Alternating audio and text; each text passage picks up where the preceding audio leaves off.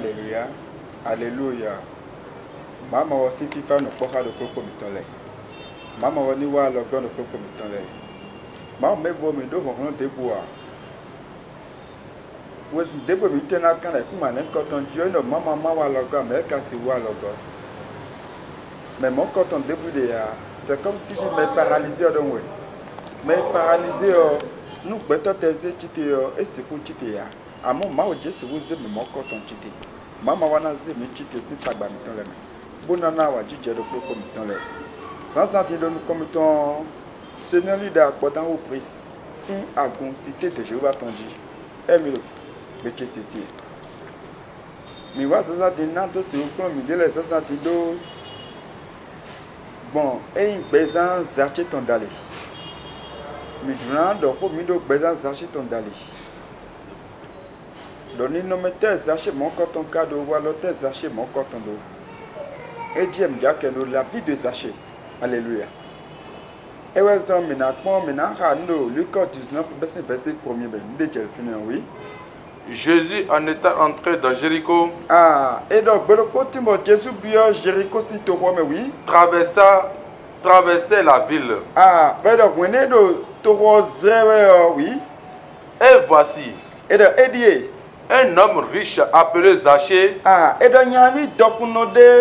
Ben non, il a un coton Zachée, oui. Chef des publicains. Ah, bon, quand il tocque chanter si grand, oui. Cherchait à voir qui était Jésus. Ah, et que c'est Jésus, à mon mot pour béder, à mon bébé, c'est Jésus, bio, Jésus, c'est tout roméo. Et de Jéron de Judor. Nous donnons tes pour que même moyen, l'incoton. Nous m'en c'est coton, et si vous avez un moyen. Alléluia. Et là-dedans. Et que c'est coton, ou est-ce que vous avez un moyen. Donc, merci, vous c'est et nous avons un moyen. Même si merci, vous avez un moyen.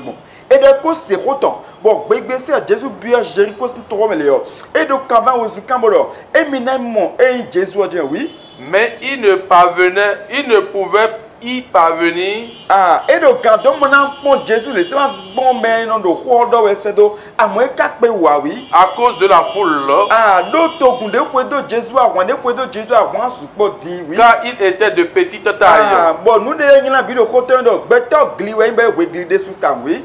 Il courut en avant. Ah, à mon déwa blanc, et wa pene kakamono, ne si bleu timbo mo nyalen koton, roule gasi roule gbese, ne kasi bleu ko pe nyalen koton, et de egbablo le te, egbabo leko, boubez mo disait togon oui, Et monta sur un sycomore pour le voir. Ah, et de des besoins, egbe kapite, egbe katineji, bona si nous atiennement si gakpon, mais nous roule gasi roule na si gakpon, mais on sait oui. Parce qu'il devait passer par là. Ah, donc bon à l'idée de Jésus et mon temps dans mon filet de bon. Ben titi a dit, bon le tenir pour finir ce gazé nous comment c'est oui. Lorsque Jésus fut arrivé à cet endroit, Ah, et donc when Jésus a dit non mais attends ça Léo. il leva les yeux et lui dit: Jésus c'est comme point gabodani no. Zachée, à toi de descendre. Ah, et donc il y a où j'étais si à te dit trop le dit oui. Car il faut que je demeure aujourd'hui dans ta maison. Ah, d'où est baissé à ça au fouet oui. Zachée se hâta de descendre. Ah, et le Zachée y a où j'étais blé pour oui. Et le reçut avec joie. Ah, oui Jésus pour comme oui. Voyant cela, et donc, vous n'aimez moi, on l'a bien, mon Zach, Jésus, il s'agit de quoi, oui. tout murmurait et disait: de Jésus, bien, et ça, et donc, il me dit, oui, Jésus, dit, oui. il est allé loger chez un homme pécheur. Ah, n'est qu'un ablo, caca, n'est pas qu'un dieu, ou tossi, n'est qu'un dieu, d'accord, ou tossi, n'est pas un dieu, galetos, n'est jamais qu'un bleu tossi, n'est pas qu'un dieu, beto, ou tossi, et c'est où dieu, what a wire, des yens, le mouth, hold a big boy, des nous promis, bon, n'est pas un mec, n'est pas qu'un germain, oui. Mais Zachée se tourna devant le Seigneur, lui dit: et donc, when Jésus bien pour mais la vie de mon coton et donc Zachée va titer la coulosse combattant Jésus oui. Seigneur, et de la coulosse je donne aux pauvres la moitié de mes biens. Et baisser à ça, bien, poignet ton enda gbete dokune asitele yo na mayen wa mamono na main dokune do khoto ko do mi do khoto do Jacques 1 verset 27 mais et do 6 minaka et do 6 ndagbe 6 titengbe yeni gwale ntocho mi no chebile eni gwale wa mamono le e we zati de te e do azengbe ta bioko chegbe yo enwen kodole yo na gwale wa mamono le na gwale mado ganole oui. Si j'ai fait tort de quelque chose à quelqu'un, ah, nous katafu mede, nous wale den zan pantak bete ba no khoche bible le. Bo fo me khoche le gbeso bon de tafu e. Bo le beto nya do nous ko ton e. Nous ta me mon côté ko tafu yele oui. je lui rends le quadruple. Ah, nous de ko de si ganga don ru gale o. Na ze mon koton don wani mana ze jonu ye. Jésus lui dit, Bon Jésus do. le Seigneur est rentré aujourd'hui dans ta maison. Merci. Egbe sazangbe yo akuno bio poetogbe. Alléluia. Mi pon zache sin walo sedo. Wene Jésus bio zache sin wegbe yo. Enti te bo le touche. Walo de no ko zan. Be ma sogbe ya. E je ka do ma dia lo sin walo leme. Ni no mene nondo. Be zomondo gbe to kudi no mele sin kon yo.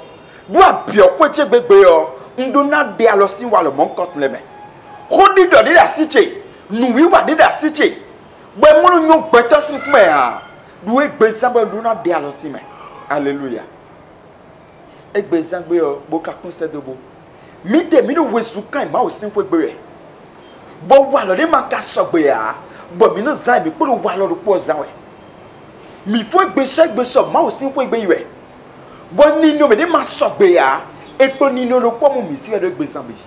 Ni we voulez ganga si ou bien Bézambi to me bon. Mi de ma aussi we beye. Bu de voulez gamba we. Bo wa lo de do ai home on, mi pulu wa le mon coton de posa la gume. Me regle de mi rena ai home. Bo bete fum lo nu mi ton do. Meloa, be de khodo mi we mi wa ma aussi we cho et pulu wa le quoi mon monsieur we. Alléluia.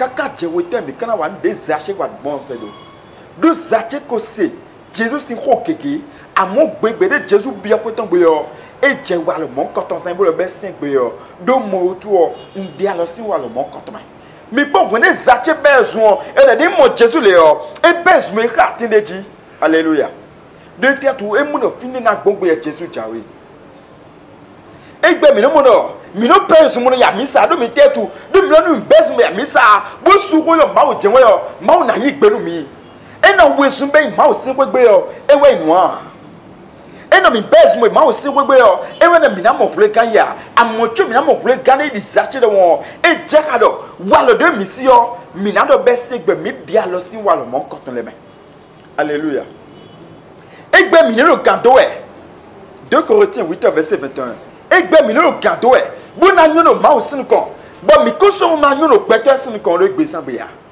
mi no wesu kan we mi na blele bo ma na yin wa mi na blele buna nyono ma o sin kon bo mi ko mo blele bo ko no so mi to le tafu e mi no bi pi blele ko ma o to me buna do no ma o sin kon bo mi ko fo no so mi to regle mi no fo no so mi to le gbe nya we afum lo ma o zo wa nu gbo nu da gbe amotan ko ma zan wa lo da gbe panta no zo to ya gigote ka de menui.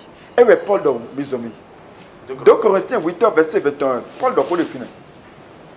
Car oui, nous recherchons ce qui est bien. Ah, de te le Paul mi de le mi fo beso mi do biba mona wa nu nu dagbe yo oui. Non seulement devant le Seigneur. Ah, et quand y a closi nous konkele jem na wa ndagbe de ya oui. Mais aussi devant les hommes. Ah, amondo beto sin kon mi na vo zawa lo dagbe merci. Mi na vo zawa lo dagbe lo beto sin kon. E gbeja mi no do ko nu ko do. Ah, enye ko jo nu lo do me. Nye soro me nye ko gosi agame me. Ngo gosi le me. Ngo gosi me. E nu na mi na blodo ko nu ko ya. Amo fo ku wa lo mi to ni dekhle. Alléluia. Mi no dekhle gbe do beto sin kon mo blo me da gbe do sin kon. Mi de mi so in beto le ya. Amo wa lo mi to ko lo mo ko to le me. Tant que wala mi to ko lo si zan le me yon. Ne mi kasi mo ki go ma o tombo. Mi ko zache te dobo. E do wene Jésus bi yo ko tombo yo. E do touché.